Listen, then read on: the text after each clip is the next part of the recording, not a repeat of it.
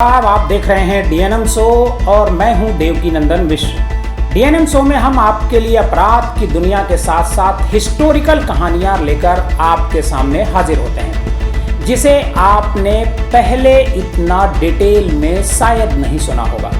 अगर आपको हमारी ये कहानी पसंद आती है तो हमारे इस चैनल को सब्सक्राइब कीजिए और इस कहानी को ज़्यादा से ज़्यादा लोगों को शेयर कीजिए। आपने श्रद्धा मर्डर केस के बारे में ज़रूर सुना होगा।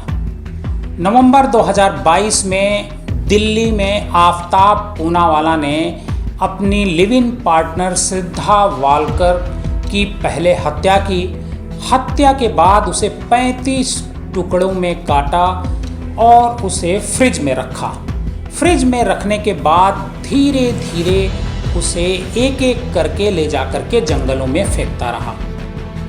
इस मर्डर की पूरे देश में चर्चा हुई और इस बात पर भी चर्चा हुई कि क्या कोई इतना क्रूर व्यक्ति हो सकता है। जी हाँ, आज मैं आपको एक ऐसी कहानी सुनाने जा रहा हूँ जो श्रद्धा वालकर मर्डर केस से एकदम मिलती जुलती है। बात 15 मई 2023 की है। हैदराबाद जो एक शहर है, हैदराबाद में बी चंद्रमोहन नाम का एक व्यक्ति होता है। उसकी लिव इन पार्टनर होती है अनुराधा। उसका वो मर्डर करता है और मर्डर करने के बाद उसके कई टुकड़े करता है और टुकड़े करके उसे एक एक करके जो है ठीक श्रद्धा वालकर मर्डर केस की तरह आफ्ताब पूनावाला ने जिस तरीके से एक एक करके उसके 100 के टुकड़े को ले जा करके जंगल में फेंका था, उसी तरह से बी चंद्रमोहन भी करता है। आज के डीएनएम शो में हम बी चंद्रमोहन के मर्डर की, बी चंद्रमोहन किस तरीके से अपने लिव इन पार्टनर का मर्डर करता है और किस तरीके से पुलिस उस तक पहुंचती है, ये हम पूरी कहानी आपको सुनाएंगे।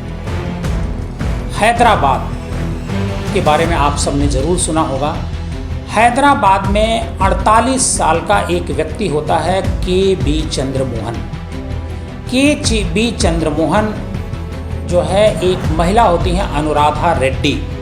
उनकी उम्र करीब 55 साल होती है। वो उनके पति से उनका डाइवोर्स हो चुका होता है और वो नर्स होती हैं और ब्याज पर पैसे चलाने का काम करती हैं। हैदराबाद के चैतन्यपुरी इलाके में अनुराधा मोहन रहती हैं। उनकी मुलाकात के चंद्रमोहन के साथ होती है और के चंद्रमोहन के साथ वो लिव इन में रहने लगती हैं। अचानक, कई सालों से वो तो रह रही होती हैं, लेकिन अचानक इसी साल की 15 मई को जो है उन दोनों के बीच किसी बात पर विवाद होता है और जो चंद्रमोहन होता है वो अपनी लिव इन पार्टनर अनुराधा के सीने में चाकू से वार कर देता है। चाकू से वार करने के बाद अनुराधा की वहीं पर मौत हो जाती है।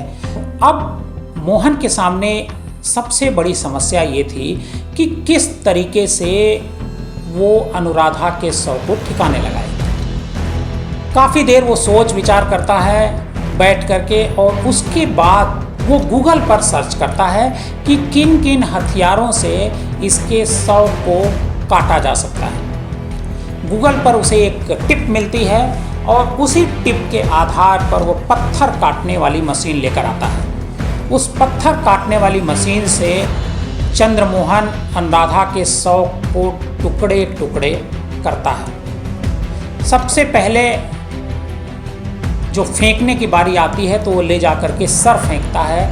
वहाँ पर मूसा नदी है।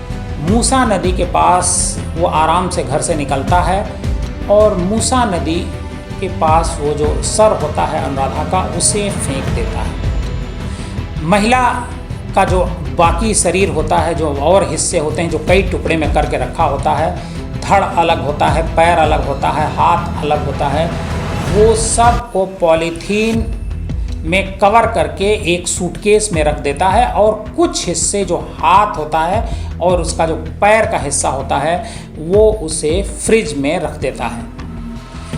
मोहन एक एक करके शव को धीरे धीरे फेंकने की कोशिश में लगा रहता है। मोहन की जो माँ होती हैं और जो पड़ोसी होते हैं उनको भी इस हत्या की कोई भनक नहीं लगती है। और इस दौरान जो है वो चंद्रमोहन अनुराधा का जो मोबाइल होता है वो इस्तेमाल करता है। कोई व्हाट्सएप मैसेज आता है तो उस व्हाट्सएप मैसेज का जवाब भी देता है, ताकि वो लोगों को ये बात लगे ना कि उसकी मौत हुई है। हत्या का खुलासा मूसा नदी के किनारे एक कूड़ा बीनने वाली लड़के के जरिए होती है। वो लड़का महिला का कटा हुआ सिर देखता है और सिर देखने के बाद वो पुलिस को फ़ोन करता है। पुलिस मौके पर पहुंचती है और सिर को देखती है महिला के, और उसका और हिस्सा उसे नहीं मिलता है। पुलिस आती है, उसकी तस्वीर जो है जारी करती है, उसके जो चेहरे की तस्वीर होती है वो जारी करती है। तब उस महिला की पहचान अनुराधा रेड्डी के रूप में होती है, जिसकी उम्र 55 साल होती है। पुलिस अनुराधा की जब पहचान कर लेती है, उसी दौरान पड़ोसियों से और घर के लोगों से पता चलता है कि अनुराधा 48 साल के केबी चंद्रमोहन के साथ लिव इन में रहा करती थी। पुलिस केबी चंद्रमोहन के पास पहुंचती है और केबी चंद्रमोहन को गिरफ्तार कर लेती है। जब केबी चंद्रमोहन को गिरफ्तार करती है, उसी घर की जब तलाशी लेती है तो उसे महिला के शरीर के अन्य जो हिस्से होते हैं वो कुछ फ्रिज में मिलते हैं और कुछ बाहर कमरे में रखे हुए मिलते हैं। और उस पर जो वहीं पर एक पत्थर काटने वाली मशीन भी मिलती है। और ये जो लड़का होता है ये रूम फ्रेशनर का इस्तेमाल करता है और अगरबत्ती जलाता रहता है, ताकि जो है वहाँ पर कोई बदबू ना आए। दरअसल क्या है, इस घटनाक्रम के पीछे जो बात प्रकाश में आई कि अनुराधा ने से जो है ये के चंद्रमोहन 2018 में 7 लाख रुपए उधार लिया था। और दोनों लिव इन में तो रहते थे, लेकिन अनुराधा अपने जो 7 लाख रुपए थी वो वापस मांग रही थी केबी चंद्रमोहन से, और चंद्रमोहन वो पैसा देने के स्थिति में नहीं था, वो लौटाने की स्थिति में नहीं था। उसे ये लगता था कि अगर अनुराधा को रास्ते में से हटा दिया जाए तो शायद इस पैसे की देनदारी से बचा जा सकता है। इसी वजह से केबी चंद्रमोहन ने, जो उसकी लिव इन पार्टनर थी अनुराधा, उसका मर्डर कर देता है। उसके घर से बॉडी के एक एक हिस्से मिलते हैं, चाकू मिलता है, फिनाइल मिलता है और डिटॉल मिलता है।